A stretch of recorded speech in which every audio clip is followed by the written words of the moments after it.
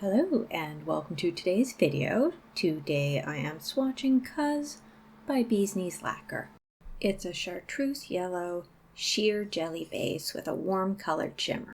This polish was labeled as a gossamer formula, and yes it is. It's quite translucent and you will never get this opaque. Please do not try. You are wasting time and polish. I'm just going to say that now.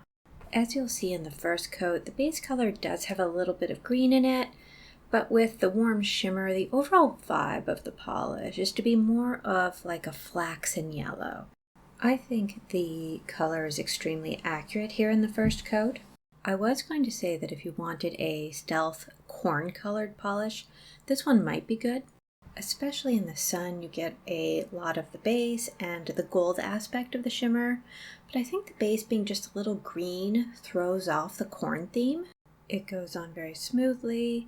I didn't have any trouble with unevenness, but it's also extremely sheer, so I think you just have to miss your nail entirely for it to be uneven. But don't put that past me. I could manage that. I bought this polish because I wanted more yellows in my collection and I didn't have a pale one.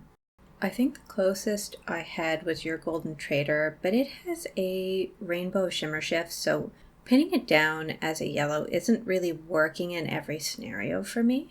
The other yellows are either a bit mustardy or more opaque. My collection has reached a grand total of 6 yellows, so I know I'm trying. So I'm hoping to use it in that context. I can see a future where this is used to match the tone of another polish. Here under the LEDs, I think the shimmer is mainly showing as pink, and I think just heading just slightly into the orange range. The shimmer is of a medium size. You can see the individual particles, but I wouldn't call it large, and it's not fine enough to create that almost multi-chrome-like effect. Even in the indoor shot later, you can still see through the particles, so it doesn't create a fortress of shimmer that shields the base color from view. The second coat gets us some extra saturation in the base, and I think we're getting the full color of that chartreuse polish now. The third coat will provide more opacity, not full opacity, but more opacity, but no extra saturation of the color.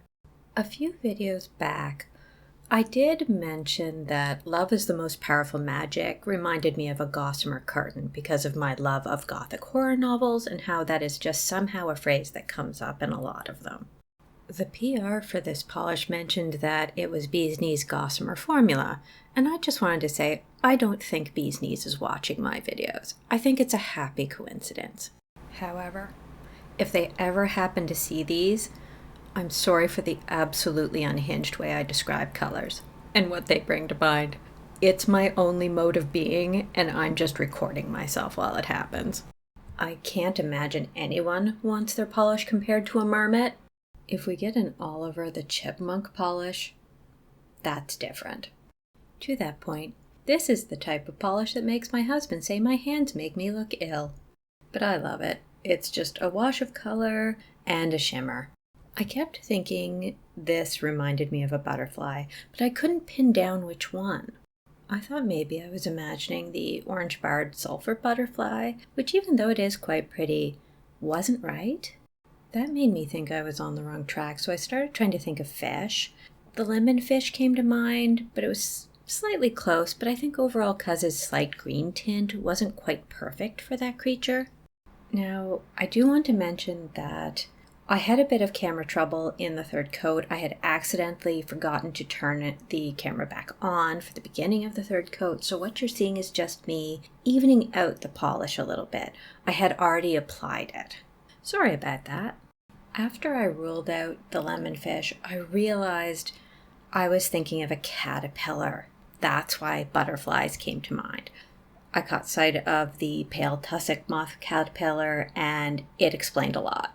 It's a floofy caterpillar, and what's not to love? I think this manicure could work with this pale green, a blue, a maroon, a black, and a white, and that could stand in for the pale tussock moth caterpillar. I think that would be a very fun combination.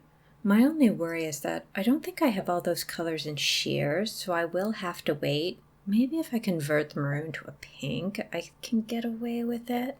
The black might also need to become a gray, but I'll have to look at my bottles and see what I think. This is the sound of me regretting not buying Demon Realm. And in just a second, we're going to end up outside for the full hand sun shot.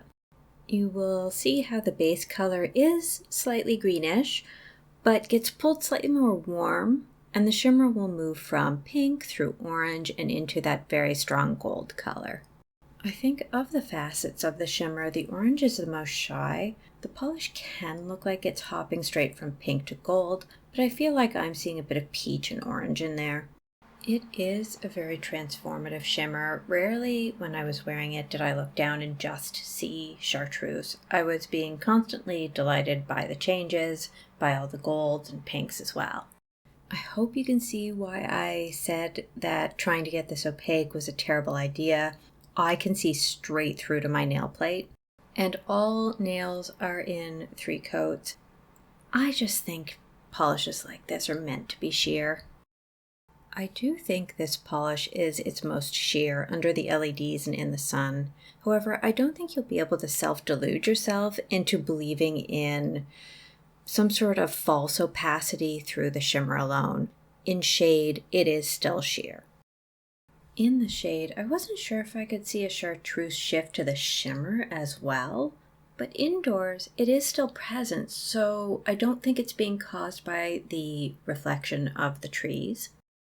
I feel like you can see that shift as we move to the left and my fingers move upwards. The chartreuse is mixed with the gold. I didn't notice this in the sun, but that doesn't mean that it wasn't there. It could just be a problem with my perception. I also think the orange shift is more noticeable here in the shade as well. I need to mention the indoor shots now because there is a long lead up to my animal clip. Indoors, the polish doesn't change significantly. I think what you see in the shade is pretty well mirrored inside. There are times where the shimmer looks like it has more visual texture, but I think that's just the camera adjusting to the low light level. Also, I'm working on a script for an animal-only long-form video, as opposed to a short. I'm not sure when I'll get that done, but I should be able to do the production in August. I'm not sure when it will be scheduled for release though, but that will be coming up. And that is all for today. Thank you for watching my video. I appreciate when anyone watches my videos. I do, however, need to preface my animal clip. All of my clips slightly need context. Sorry about that. Also, if you're wearing earbuds, you might want to be careful with the volume, meaning this could be very loud. I was filming my sunny shots for Cuz when I saw a chipmunk. I talked to him and explained carefully that I forgot the peanuts today, and he went away. I went back to filming, and I think he may have returned when I wasn't looking for him. Next thing I know, he has bitten my big toe. He's testing to see if it's peanut. He didn't break the skin, and luckily I did not react in any way physically, so I didn't harm him. But he did scare the ever-living fuck out of me. So, please enjoy a clip of my toe being bitten by a chipmunk.